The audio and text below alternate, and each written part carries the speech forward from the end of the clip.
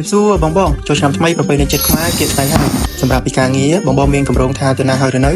ចំណែកឯក្រុមការងារ KSLM មិនទាន់បានឈប់សម្រាកទេបងបងសម្រាប់គ្រឿងបរិក្ខារចូលស្តុកក្នុងរដូវកាលចូលឆ្នាំថ្មីនេះច្រើនណាស់បងបង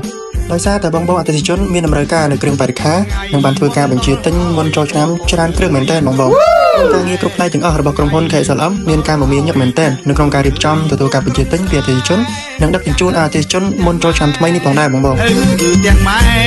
ងមើលតែក្រុមការងារខាងដឹកជញ្ជូនរបស់យើងទៅដឹងហើយឥឡូវនេះកំពុងតែញាប់ដៃញាប់ជើងមែនទែនបងបងថ្ងៃនេះគ្រឿងបរិក្ខារចេញច្រើនគ្រឿងមែនទែនបងអតិថិជនដែលបានបញ្ជាទិញរួចតែរងចាំទំនិញដឹកទៅដល់ឈប់បងបងចាំតិចទំនិញនឹងទៅដល់ឥឡូវហើយ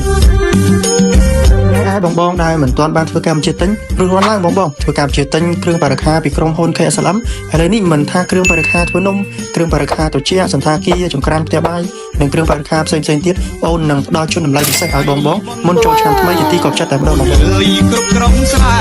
គ្រឿងបរិក្ខារដែលនាំចូលដោយក្រុមហ៊ុន KSLM សុទ្ធសឹងតែជាគ្រឿងបរិក្ខារដែលមានគុណភាពខ្ពស់ទំនើបស្តង់ដារអន្តរជាតិផងដែរបងមិនតែប៉ុណ្ណោះបងបងបញ្ជាទិញគ្រឿងបរិក្ខារពីខាងក្រុមហ៊ុន KSLM ទៅនឹងមានការធានាច្បាស់លាស់ចាប់ពី6ខែទៅ1ឆ្នាំតាមប្រភេទគ្រឿងបរិក្ខារផងដែរបងបងក្នុងឱកាសពិធីបុណ្យចូលឆ្នាំថ្មីប្រពៃណីជាតិខ្មែរខាងមុខនេះបងអូនក៏សូមគោរពជូនពរប្រសិទ្ធពរជ័យនិងពុទ្ធពរទាំង4ប្រការចូលកើតមានដល់លោកអ្នកនិងអតិថិជនព្រមទាំងក្រុមគ្រួសារទាំងអស់កុំបីឃ្លៀងឃ្លាតឡើយ